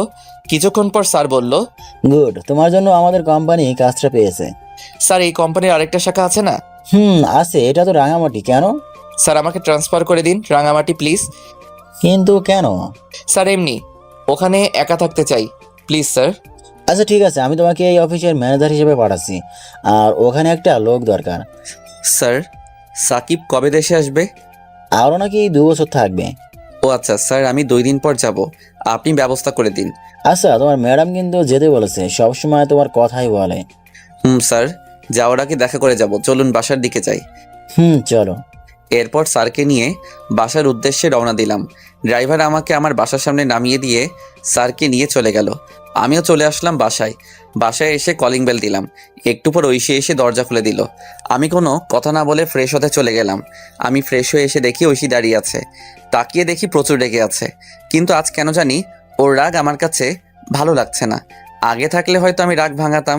আমি শুয়ে পড়লাম আর ঐশী এসে বলল, কি হয়েছে? কিছু না। আমার ভুলটা কোথায়? আরে তুমি কেন ভুল করবা? তাহলে আগের মতো আদর করো না কেন? আর খাবার খাও না কেন? আচ্ছা, খাবার দাও। আসো। তারপর ঐশী খাবার দিল। আমি উঠে বসলাম আর খাবার খেতে লাগলাম। অল্প খাবার খেয়ে শুয়ে পড়লাম আর তখন বলল, আমাকে একবার বললে না আমি খেয়েছি কিনা? সরি, মনে ছিল না। আমার খুব ঘুম পাচ্ছে, ঘুমাবো। ঐশী কান্না করছে। আমি মনে মনে বলতে লাগলাম, কেন এই মিথ্যে নাটক করছো? সরাসরি বলে দিলেই তো পারো। আমি আর তোমাকে বেশি দিন জ্বালাবো না। তোমার জন্মদিনের শ্রেষ্ঠ উপহার আমি দিব, যেটা তুমি চাচ্ছ, তবে সারা জীবন দূর থেকে ভালোবাসবো। এসব ভাবতে ভাবতে ঘুমিয়ে পড়লাম। আর মাঝরাতে ঘুম ভেঙে গেল। পাশে দেখি ঐশী ফোন টিপছে। আমি হালকা উকি দিয়ে দেখি কারোর সাথে চ্যাট করছে। আমার তখন মনে হচ্ছিল আমি একটা অপদার্থ। নিজের বউ অন্য কারোর সাথে চ্যাটিং করছে, এর চেয়ে কষ্ট আর কি হতে পারে? আমি চুপচাপ কান্না করতে লাগলাম। নিজের সবটা দিয়ে ঐশীকে ভালোবেসেছিলাম, কিন্তু ঐশী এতটা নিচে নামতে পারে আমি কখনো কল্পনা করতে পারিনি। কি দোষ আমার? আমি তো ভালোবেসেছিলাম। সেই রাতে আর ঘুম হলো না। রাত প্রায় 4টার দিকে ঐশী ঘুমিয়েছে, আমি ঘুমাইনি। আমি ফজরের আজানের সময় উঠে চুপচাপ রেডি হয়ে নিলাম। তারপর রেডি হয়ে বাসা থেকে বের হয়ে নামাজ পড়ে পার্কে কিছুক্ষণ হাঁটাহাঁটি করে সকালে নাস্তা করে অফিসে চলে আসলাম। অফিসে এসে কাজে মন দিলাম। আর একটু পর রাফা আসলো আর আমাকে বলল, দুপুরে থানায় যেতে বলছে। তার মানে একদিনের মধ্যে কাজ শেষ? দেখতে হবে না জামাইটা কার। আমি আজকে চলে যাব রাতে। আজকেই যেতে হবে? কালকে তো ঐশীর জন্মদিন। আর শোন, ঐশী যে ছেলেটার সাথে কথা বলে তার নাম সানি, বাসা এই জায়গায়। আরে, ওই ছেলের ঠিকানা দিয়ে আমি কি করব? তবুও জেনে রাখ, আর ছেলেটা ভালো না। ও শোন, তুইও সাথে যাবি থানায়? না। আচ্ছা ঠিক আছে, এখন কাজ কর। এরপর রাফা চলে গেল আর আমিও কাজ করতে লাগলাম। কাজ করতে করতে দুপুর হয়ে গেল। তারপর স্যারের রুমে গেলাম। স্যার বলল, এই না তোমার টিকিট, ভোর 4টায় বাস ছাড়বে। আর এই যে ফাইল, আর এখানে তোমাকে রাজু নামে একটা ছেলে রিসিভ করবে। ওকে স্যার, এই নিন এই মাসের সমস্ত হিসাব। আর পিয়নের দিকে একটু খেয়াল রাখবেন, লোকটা সুবিধার না। আচ্ছা, আর যাওয়ার সময় আমার বাসা হয়ে যেও। ওকে স্যার, যাই তাহলে। তার এরপর স্যারকে বিদায় দিয়ে রাফাকে নিয়ে থানায় আসলাম। থানায় এসে সোজা ভাইয়ার কেবিনে গেলাম। দেখি ভাইয়া কাজ করছে। আমাদের দেখে ভাইয়া ভিতরে যেতে বলল। আমরা গিয়ে বসলাম আর উনি বললেন, শাহরিয়ার, এই নাও ফাইল। এখানে সমস্ত সম্পত্তির কাগজপত্র আর দলিল আছে। আর ঐশীর কাকা কাকি এখন জেলে। আমি ফাইল নিলাম আর বললাম, ধন্যবাদ ভাই। এবার বলো কি খাবে? আজকে বাসায় চলো, তোমার খবর আছে।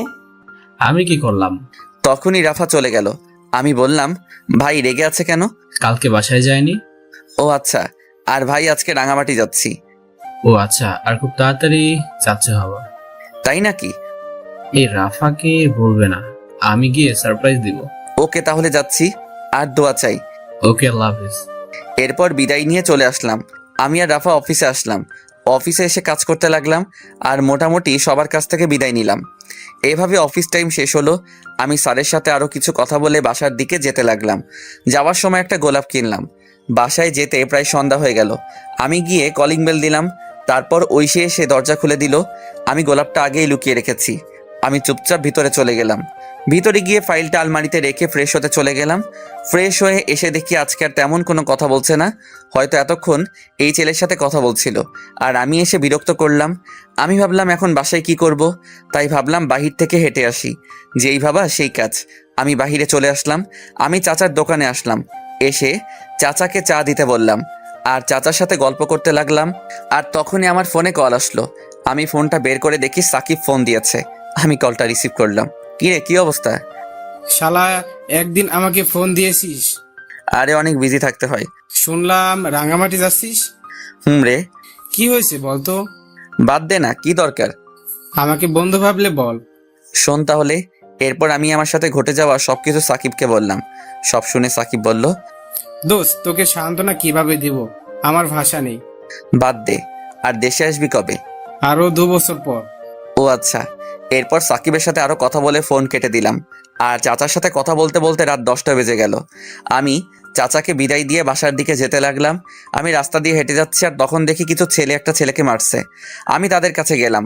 আমি কাছে গিয়ে দেখি এটা সানি, যে ঐশীর সাথে কথা বলে।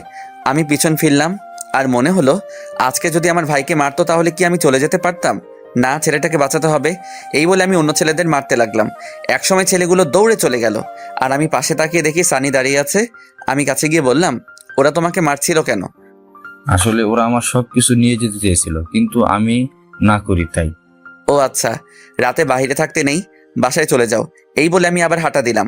এদিকে ছেলেটা মনে মনে ভাবছে, শাহরিয়ার ভাই সত্যিই খুব ভালো মানুষ। আজ ওনারা না থাকলে আমি হাসপাতালে থাকতাম। এসব ভেবে চলে গেল বাসায়। আমি বাসায় এসে কলিং বেল দিলাম, কিন্তু আজ ঐশী একটু দেরিতে দরজা খুললো আর হাতে দেখি ফোন স্ক্রিন অন করা।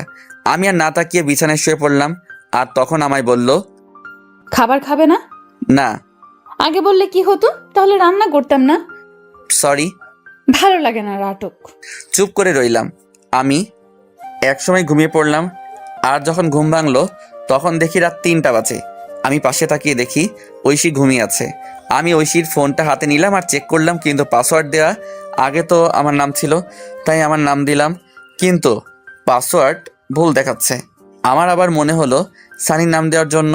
আমি সানির নাম দিলাম, দেখি লক খুলছে। ফোনে লক খুলতেই আমি অবাক, কারণ ওয়ালপেপারে সানির পিক। আমার ইচ্ছে করছে ফোনটা ভেঙে ফেলতে। নিজের ভালোবাসার মানুষের ফোনে অন্যের পিক, তাও আবার ওয়ালপেপারে। আর পাসওয়ার্ড, বাহ কি সুন্দর। আমি চ্যাটিং চেক করলাম, দেখি রাত 1টা 34 পর্যন্ত কথা হয়েছে। আমি ফোনটা রেখে দিলাম। তারপর টেবিলে বসলাম আর একটা কাগজ নিলাম আর লিখতে লাগলাম, পাগলি, তুই যখন এই চিরকুটটা পড়বে তখন আমি অনেক দূরে থাকবো। তোমাকে অনেক ভালোবেসেছিলাম, নিজের সবটা উজাড় করে দিয়েছিলাম, কিন্তু যেদিন দেখলাম তুমি অন্য কারোর সাথে পার্কে বসে আড্ডা দিচ্ছ, তখন মনে হয়েছিল আত্মহত্যা করি, কিন্তু কেন করিনি জানো? ওই যে মহাপাপ, এর জন্য বেঁচে আছি। এত ভালোবাসি তবুও বুঝলে না। আর হ্যাঁ, আমি তো তোমার যোগ্য না। আমার চেহারা খারাপ আর আমি তোমার থেকে অনেক বছরের বড়। তোমার সাথে আমার মিলে না, কিন্তু তুমি যদি প্রথমে না করতে তাহলে এত কষ্ট হতো না। আমি ভুল ছিলাম। তোমার বাবার সম্পত্তি তোমায় ফিরিয়ে দিলাম, সেখানে চলে যেও। আর সানি ভালো ছেলে, তার সাথে নতুন জীবন শুরু করো। দোয়া করি তোমাকে ডিভোর্স দিতে পারবো না, তবে এটা ভেবো না আমি কোনোদিন স্ত্রীর অধিকার নিয়ে সামনে আসবো না। আমি তো ভুলেই গিয়েছিলাম, তুমি তো এখন আর পিচ্চি বউ নেই, তুমি এখন অনেক বড় হয়ে গেছো। ইচ্ছে করছিল শেষবার জড়িয়ে ধরতে, কিন্তু অধিকারটা আর নেই। পাগলি রে, খুব ভালোবাসতাম তোকে। নিজের খেয়াল নিও আর সানিকে কষ্ট দিও না। ছেলেটার বয়স অল্প, হয়তো সামলাতে পারবে না। চলে গেলাম বহুদূরে, এখানে তুমি নামক কেউ থাকবে না, আর নিজের স্বপ্ন পূরণ করবা। আর লিখতে পারছি না, ভিতরটা ফেটে যাচ্ছে। তুমি আমার আদরের পিচ্চি বউ হিসেবে থাকবে। আল্লাহ হাফেজ, ইতি পাগল। আমি চিরকুট লিখে চোখ মুছে ব্যাগ গুছিয়ে নিলাম, আর আমি রেডি হয়ে আলমারি থেকে ফাইলটা বের করে চিরকুটটা পাশে রাখলাম, আর গোলাপটা চিরকুটের উপর রেখে একবার ঐশীর দিকে তাকালাম। দেখি বাচ্চাদের মতো ঘুমিয়ে আছে। দেখতে খুব সুন্দর লাগছে, মনে হচ্ছে কপালে একটা ভালোবাসার পরশ এঁকে দেই। কিন্তু না, সব ইচ্ছে কি আর পূরণ হয়? আমি বেরিয়ে আসলাম। আমি ফোন বের করে দেখি 3:45 বাজে। আমি তাড়াতাড়ি করে ব্যাগ নিয়ে হাঁটা দিলাম। তারপর বাস স্টেশনে এসে বাসে উঠলাম। তারপর ফোন থেকে সিমটা খুলে ভেঙে দিলাম। ফোনটা পকেটে রেখে বাহিরের দিকে তাকিয়ে আছি আর নিঃশব্দে কাঁদছি। বাস তার আপন গতিতে চলতে লাগলো। এভাবে কান্না করতে করতে কখন যে ঘুমিয়ে পড়লাম মনে নেই। ওদিকে ঐশী ঘুম থেকে উঠে দেখে আমি শাহরিয়ার পাশে নেই। তারপর উঠে টেবিলের কাছে গিয়ে দেখি চিরকুটের উপর গোলাপ রাখা। ঐশী কৌতূহল হলো, তাই চিরকুটটা পড়তে শুরু করলো। চিরকুটটা পড়া শেষ করে নিশ্চুপ হয়ে গেল আর কান্না করতে লাগলো। আর বলতে লাগলো, আমাকে মাফ করে দাও, আমি বুঝতে পারিনি। এই কথা বলে চিরকুট বুকে জড়িয়ে বসে কান্না করতে লাগলো। আর তখনই তার ফোনে কল আসে। দেখে সানি কল দিয়েছে। ঐশী ফোনটা অফ করে দিল আর কান্না করতে লাগলো। এইভাবে অনেকক্ষণ সময় চলে গেল। ঐশী ভাবলো শাহরিয়ারের অফিসে যাবে, সেখানে কোনো খবর থাকবে। হয়তো ঐশী তাড়াতাড়ি করে রেডি হয়ে অফিসে চলে গেল। আর যেতেই রাফার কাছে গেল, কারণ ঐশী আগে থেকে চিনতো। গিয়ে দেখে রাফা কাজ করছে। ঐশী বলল, রাফা, আসবো? আরে ঐশী, আসো বসো। ঐশীকে বসলো আর বলতে লাগলো, আপু শাহরিয়ারের কোনো খোঁজ জানেন? যেই ছেলেটা তোমার জন্য বাড়ির ছেড়ে তোমার হাত ধরে চলে আসছে আর সারাদিন কষ্ট করে তোমাকে সুখে রাখতে চাইছে, আর সেই তুমি এতটা নিচে নামতে পারলে? কান্না করছে। পারলে? পবিত্র ভালোবাসা ছিল শাহরিয়ারের। ওর মতো স্বামী থাকতেও তোমার অন্যজনের সাথে ছি। শাহরিয়ার তো তোমাকে মুক্ত করে দিয়ে গেছে। তুমি সানির সাথে ভালো থাকো। আপু, আপনার পায়ে ধরি প্লিজ। ও কোথায়? এই বলে ঐশী রাফার পা জড়িয়ে ধরলো। এইসব করে লাভ নাই, আমি জানি না কোথায় গেছে। আমি সামান্য এই বলে ফাইল নিয়ে স্যারের রুমে চলে গেল। ঐশী উঠে বাসার দিকে যেতে লাগলো। ঐশী রিক্সা দিয়ে যাচ্ছে আর কান্না করছে।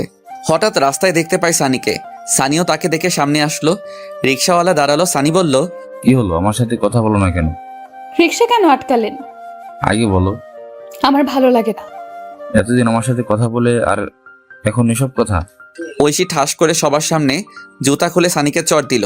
আর ঐশী বাসায় গেল। আর ঐশী বাসায় গিয়ে কান্না করতে লাগলো। এদিকে আমার ঘুম ভাঙলো জোরে ঝাঁকুনির কারণে। আমি উঠে দেখি সবাই বাস থেকে নামছে। আমি পাশে সাইনবোর্ড দেখলাম, দেখে আমি চলে আসছি রাঙামাটি। আমি ব্যাগ নিয়ে বাস থেকে নামলাম। নেমে একটা ফাঁকা জায়গায় এসে স্যারের দেওয়া সেই ছেলেকে কল দিলাম। কল দিতেই সাথে সাথে কল ধরলো আর বলতে লাগলো, ভাই আপনি কোথায়? আমি তো বাসের সামনে। আমি বাসের পিছনে আছি, তুমি এদিকে আসো। তারপর একটা ছেলে আসলো আর আমাকে বলল, আপনি শাহরিয়ার রহমান? তুমি রাজু? ভাই চলেন। এরপর আমি ছেলেটার সাথে যেতে লাগলাম। একটু পর একটা গাড়িতে উঠলাম। রাজু গাড়ি চালাচ্ছে, আমি চুপচাপ বসে আছি। আমার শুধু ঐশীর কথা মনে পড়ছে। মেয়েটা এখন কি করছে কে জানে। ঠিক মতো খাওয়া দাওয়া করছে তো, এসব ভাবছি। আর তখন রাজু বলে উঠলো, ভাই নামেন, চলে আসছি। ও আচ্ছা। আমি নেমে পড়লাম। দেখি একটা বাসা। তারপর রাজু আবার বলে উঠলো, ভাই বাসা পছন্দ হয়েছে? আরে একা থাকবো তা আর পছন্দের কি, চলেন ভিতরে যাই। এরপর আমি রাজুর সাথে ভিতরে গেলাম। ভিতরে গিয়ে সব দেখতে লাগলাম। বাসাটা ভালো, সবকিছুই আছে। এরপর রাজু বলল, ভাই তাহলে আজকে যাচ্ছি। কিন্তু রান্না করার জন্য কে থাকবে? সরি ভাই, নিজে করতে হবে। আচ্ছা, সমস্যা নেই। তাহলে যাচ্ছি। তাহলে আর এই নিন গাড়ির চাবি। আমার গাড়ি লাগবে না, অফিসের গাড়ি অফিসের থাক। তবুও ভাই, আমি এই অফিসের ম্যানেজার। আমার গাড়ি চালাতে ভালো লাগে না। তাছাড়া এই ভাঙা গাড়ি তো না। ও আচ্ছা। আমি বাইক কিনবো ভাবছি। আচ্ছা যাই তাহলে। এরপর রাজু চলে গেল। আমি ব্যাগ রেখে ফ্রেশ হয়ে নিলাম। তারপর রেডি হলাম বাইরে যাওয়ার জন্য। আর সন্ধ্যা হয়ে গেছে, তাই ভাবলাম রাতের খাবার খেয়ে আসি। আমি রেডি হয়ে হাঁটতে হাঁটতে কাছাকাছি একটা বাজারে আসলাম। বাজারে এসে নতুন সিম নিলাম। তারপর একটা হোটেল থেকে 1 প্যাকেট বিরিয়ানি নিয়ে বাসার উদ্দেশ্যে রওনা দিলাম। হেঁটে হেঁটে যাচ্ছি, কারণ সন্ধ্যার প্রকৃতি খুব সুন্দর। তাও আবার রাঙামাটি, চারদিকে সবুজ আর সবুজ, আর ছোট আঁকাবাঁকা রাস্তা। হেঁটে যেতে ভালোই লাগছে। আমি আসার সময় সিমটা ফোনে ভরলাম আর ফেসবুক ডিঅ্যাক্টিভেট করে দিলাম। আর গ্যালারি চেক করে দেখি ঐশীর একটা পিক রয়েছে। আমি তো সব পিক বাসে ডিলিট করছিলাম, হয়তো এটা ভুল করে রয়ে গেছে। আমি পিকটার দিকে তাকিয়ে হাঁটতে লাগলাম। পিকটা দেখে ওইসব ঘটনা মনে পড়ে গেল আর পিকটা ডিলিট করে দিলাম। আর বলতে লাগলাম, পাগলি রে, একদিন পাগলের মতো খুঁজবি, তখন বুঝতে পারবি কি ছিলাম তোর জীবনে। কিন্তু সেদিন আমার এই ভালোবাসাটা নাও থাকতে পারে। এইসব ভাবতে ভাবতে বাসায় চলে আসলাম। বাসায় এসে ফ্রেশ হয়ে খাবার খেয়ে নিলাম। খাবার খাওয়ার সময় ঐশীর কথা মনে হচ্ছে, কারণ ঐশী যে আমাকে খাইয়ে দিত। তবুও কষ্ট করে খেয়ে শুয়ে পড়লাম। শরীর ক্লান্ত থাকায় চোখ বন্ধ করতেই ঘুমিয়ে পড়লাম। সকালবেলা ঘুম থেকে উঠে ফ্রেশ হয়ে রেডি হয়ে নিলাম। তারপর অফিসে যেতে লাগলাম। রাস্তায় তেমন গাড়ি নেই, আমি হেঁটে হেঁটে যাচ্ছি। কিছুক্ষণ হাঁটার পর দেখি একটা অটো আসছে। আমি অটোতে উঠে পড়লাম। তারপর অফিসে চলে আসলাম। অফিসে আসতেই সবাই আমাকে অভিনন্দন জানালো। আমি সবার সাথে কৌশল বিনিময় শেষে কেবিনে গেলাম। কেবিনে গিয়ে বসতেই রাজু আসলো আর বলল, স্যার আসবো? আসো। আর আমাকে ভাইয়া রাখবে। ভাই এই যে ফাইল, একটু দেখেন। আর শোনো, অফিস শেষ হলে দেখা করবে।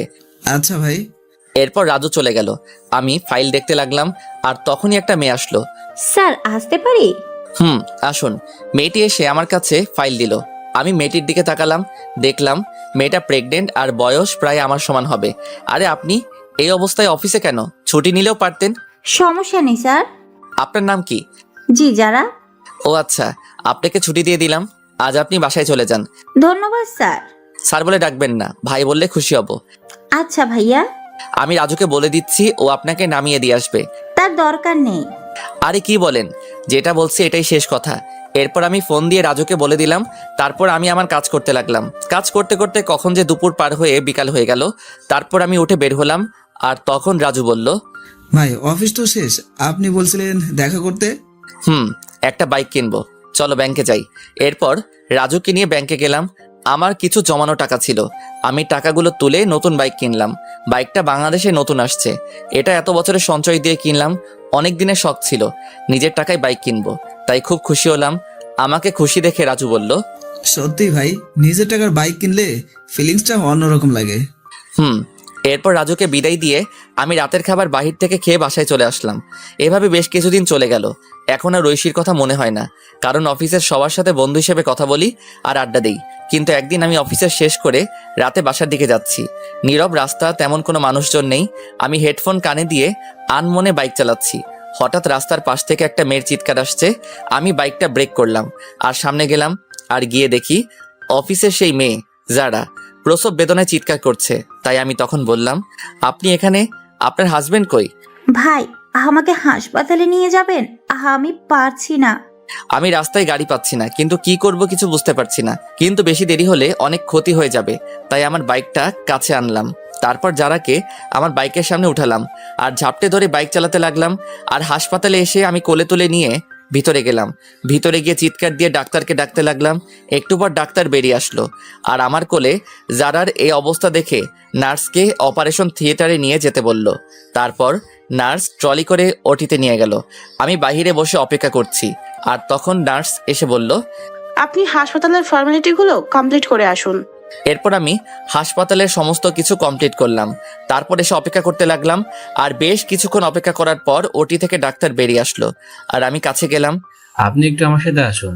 এরপর ডাক্তার আমাকে ওটির ভিতরে নিয়ে গেল। আর তখন যারা মেয়েটি আমাকে দেখে অক্সিজেন মাস্ক খুলে আমাকে বলতে লাগলো, ভাই আমার সময় শেষ হয়ে গেছে, আমি মনে হয় বাঁচবো না। আপনি আমার মেয়েটাকে দেখবেন। আপনার হাজবেন্ড? সে অন্য একজনকে নিয়ে বিদেশে চলে গেছে, আমায় কথা দিন। এই বলে আমার কোলে ছোট মেয়েটিকে দিল আর আমি কোলে নিলাম। কথা দিলাম আমি মেয়েটিকে আমার পরিচয় মানুষ করব। এই কথা বলতেই মেয়েটি মারা গেল। আমি কান্না করে দিলাম। মেয়েটা আমাকে প্রথমবার দেখে এতটা বিশ্বাস করেছিল। তারপর ডাক্তার এসে আমাকে সান্ত্বনা দিতে লাগলো আর বলতে লাগলো, সত্যি ভাই, আপনি মহান না হলে একজনের বাচ্চা আপনি পরিচয় দিয়ে মানুষ করবেন। আজকে থেকে এই মেয়েটি আমার সন্তান। ডাক্তার আমাকে কান্না করতে করতে জড়িয়ে ধরলো আর বলতে লাগলো, ভাই আপনি মানুষ না, আপনি ফেরেশতা। আমিও ডাক্তারকে জড়িয়ে ধরলাম। তারপর সমস্ত কাজ শেষ করে আমি বাচ্চা মেয়েকে নিয়ে রাত 3টার দিকে বাসায় আসলাম। হাসপাতাল থেকে সবকিছু নিয়ে আসছি, বাবুর ফিডার, দুধ সবকিছু। আমি বাসায় এসে বাচ্চাকে শুয়ে দিয়ে ফ্রেশ হতে চলে গেলাম আর ওয়াশরুম থেকে শুনতে পেলাম কান্না করছে। আমি তাড়াতাড়ি করে ফ্রেশ হয়ে চলে আসলাম আর বাবুর খাবার রেডি করে খাওয়াতে লাগলাম। আমি যদিও আগে কখনো বাচ্চাকে খাওয়াইনি, কিন্তু ওই যে মানুষ বলে না, পরিস্থিতি সব শিখিয়ে দিয়ে যায়। আমি বাচ্চার পাশে শুয়ে খাওয়াতে লাগলাম, ফিডার দিয়ে। মনে মনে ভাবতে লাগলাম কি নাম রাখা যায়। আর তখনই মাথায় আসলো একটা নাম। রেখে দিলাম তানিশা। 3 বছর পর সকালবেলা ঘুম ভাঙলো তানিশার ডাকে। বাবাই, ও বাবাই, ওঠো না। আম্মু, কি হয়েছে? খুব খিদে পেয়েছে। আমি তাড়াতাড়ি করে উঠে রান্নাঘরে গেলাম আর রান্না করতে শুরু করলাম।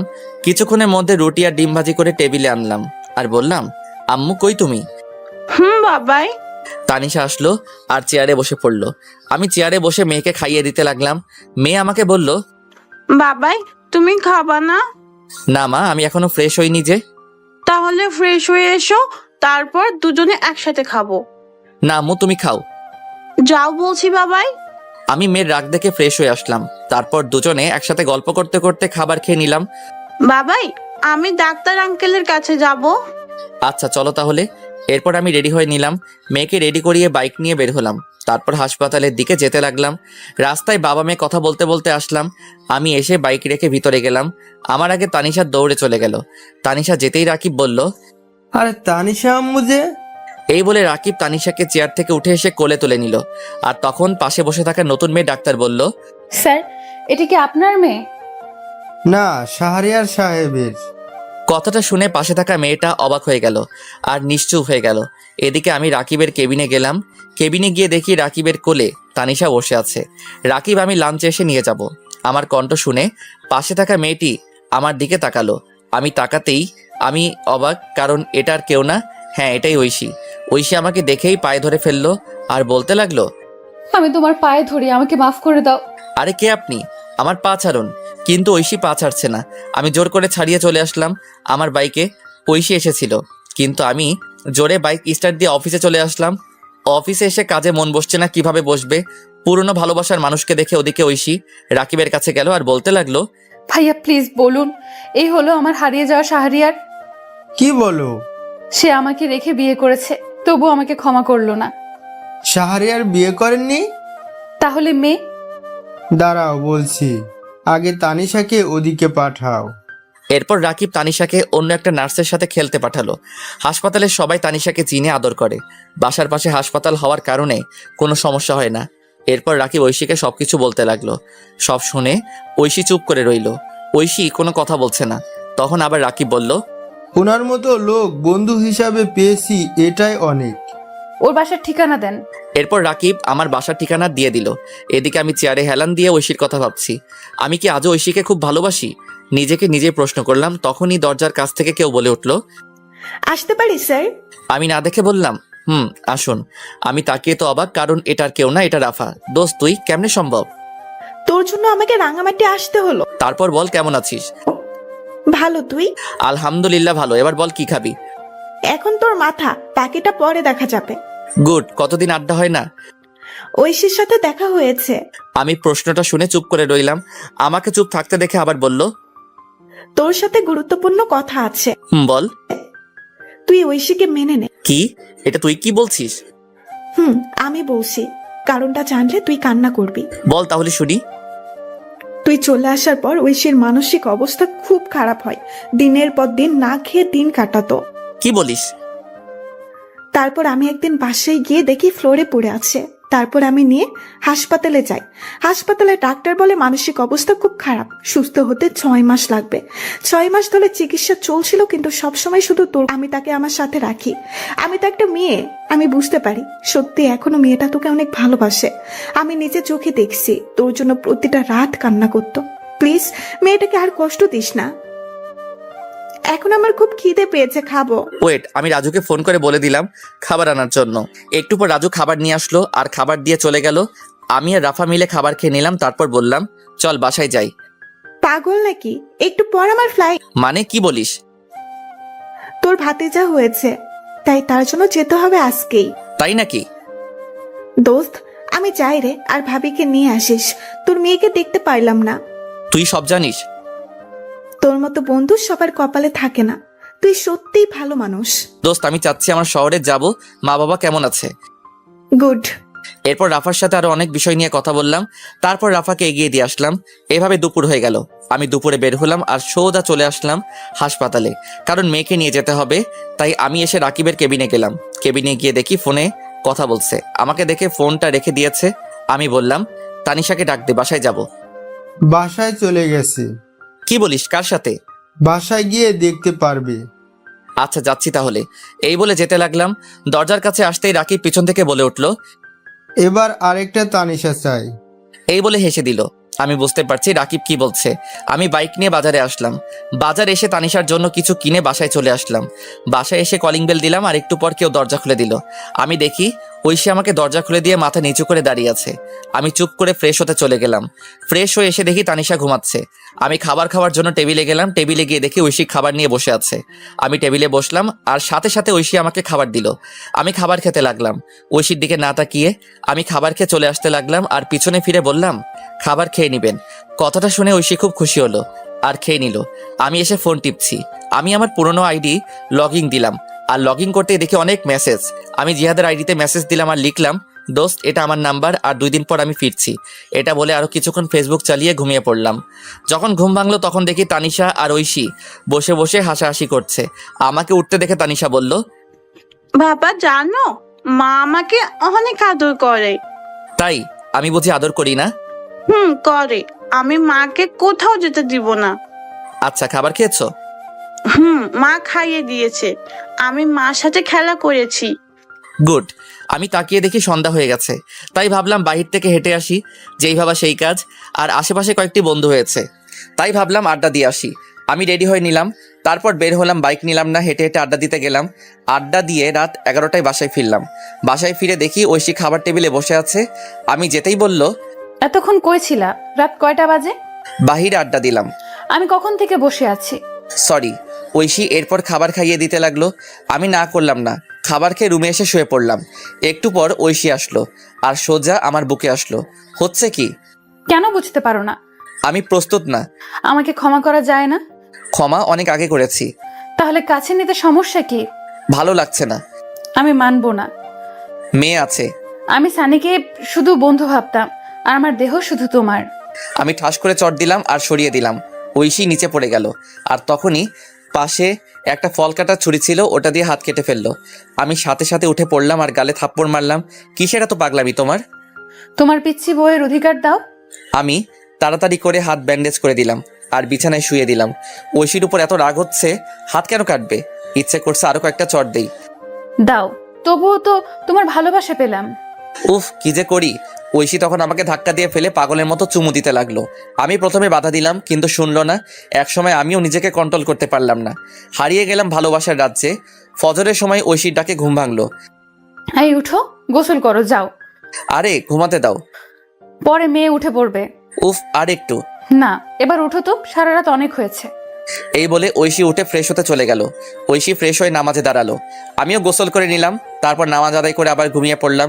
ঘুম ভাঙলো তানিশার ডাকে। বাবাই, ও বাবাই, ওঠো, 11টা বাজে। আমি উঠে পড়লাম। তারপর ফ্রেশ হলাম। ফ্রেশ হয়ে রান্নাঘরে গিয়ে দেখি ঐশী কাজ করছে। দেখি ঐশী অনেক খুশি। আমি কাছে গিয়ে জিজ্ঞেস করলাম, আজ এত খুশি? অধিকার পেয়ে গেছি রাতে। মুচকি হাসি দিলাম। আজকে আমার বাসায় যাব। সত্যি?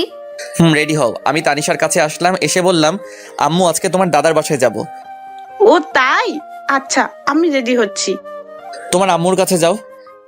ওকে বাবাই। এরপর তানিশা ঐশীর কাছে চলে গেল। আমিও ব্যাগ গুছিয়ে নিলাম। তারপর অনলাইনে টিকিট কাটলাম। বিকেলবেলা সবাইকে নিয়ে বের হলাম। যথাক্রমে সবকিছু শেষে চলে আসলাম নিজের শহরে, যেই শহর একদিন রাতের অন্ধকারে ঐশীর হাত ধরে ছেড়েছিলাম। তারপর গাড়ি দিয়ে আমাদের বাসার উদ্দেশ্যে রওনা দিলাম। এই কয়েক বছরে চারদিকে অনেক পরিবর্তন হয়ে গেছে। বাসায় যেতে যেতে রাত 8টা বেজে গেল। আমি গিয়ে কলিং বেল দিলাম। বেশ কিছুক্ষণ পর মা এসে দরজা খুলে দিল। তারপরে মা আমাকে দেখে জড়িয়ে ধরলো। আমিও মাকে জড়িয়ে ধরলাম। তুই আমাদের একবার বলতি, তোর জন্য আমরা কি না করতাম। মাফ করে দাও মা। পাশে কে? তোমার বৌমা আর নাতি। মা গিয়ে ঐশী আর তানিশার সাথে কথা বলতে লাগলো। আমি ভিতরে আসলাম। এসে দেখি বাবা, ভাইয়া, ভাবি আর একটা বাচ্চা ছেলে বসে আছে। আমাকে দেখে সবাই অবাক। তারপর আর কি, সবাই আমাকে ইচ্ছে মতো বকা দিতে লাগলো। অবশ্য মায়ের কথাই মেনে নিয়েছে। এখন আমরা খুব সুখী, নেই আর কোনো কষ্ট দুঃখ। তারপর আমি আমার রুমে গেলাম, রুমটা আগের মতোই আছে। আমি গিয়ে ফ্রেশ হয়ে নিলাম, তারপর শুয়ে পড়লাম। শরীর ক্লান্ত থাকে, কখন যে ঘুমিয়ে পড়লাম বুঝতে পারলাম না। ঘুম ভাঙলো ঐশী জড়িয়ে ধরাতে। আমি তাকিয়ে দেখে ঐশী আমার বুকে। ঘুম ভাঙলো তাহলে? কয়টা বাজে? রাত 2টা। কি? আমি তো খাবার খাইনি, খুব খিদে পেয়েছে। এই জন্যই তো খাবার রুমে নিয়ে আসছিলাম। তানিশা কই? তার দাদুর সাথে ঘুমিয়েছে। ও, এরপর আমি ফ্রেশ হয়ে আসলাম। তারপর ঐশী আমাকে খাইয়ে দিল, আমি ঐশীকে খাইয়ে দিলাম। খাবার শেষ করে লাইট বন্ধ করে বারান্দায় আসলাম, এসে চাঁদ দেখতে লাগলাম। ঐশীকে পিছন থেকে জড়িয়ে ধরে তখন ঐশী বলল, এই দিনটার জন্য অপেক্ষা করছিলাম। তাই? তবে বিয়ে হয়েছে অনেক আগে। এতদিনে 4-5টা পোলাপান থাকার কথা, কিন্তু এখনো কিছুই হলো না। তাহলে হবে নাকি আজকে? আজকে সম্ভব না। কেন কেন? বুঝতে পারো না কেন? আমি তো আপনার মতো ডাক্তার নই। থাক, বুঝতে হবে না। কখন থেকে? দুপুর থেকে। বলনি কেন? রাস্তায় কি করে বলি? আছে না, আনতে হবে। সকাল পর্যন্ত চলবে। আচ্ছা, সকালে এনে দিব। পেট ব্যথা করছে। চলো রুমে। আমি কোলে করে নিয়ে রুমে আসলাম, এসে শুয়ে দিলাম। তারপর পেটে হাত দিলাম। পেটে হাত দিতেই ঐশী কেঁপে উঠলো। আমি বললাম, ঘুমিয়ে পড়ো। জড়িয়ে ধরো। আমি শক্ত করে জড়িয়ে ধরলাম। তারপর দুজনে ঘুমিয়ে পড়লাম। এভাবে চলতে লাগলো আমাদের মিষ্টি সংসার।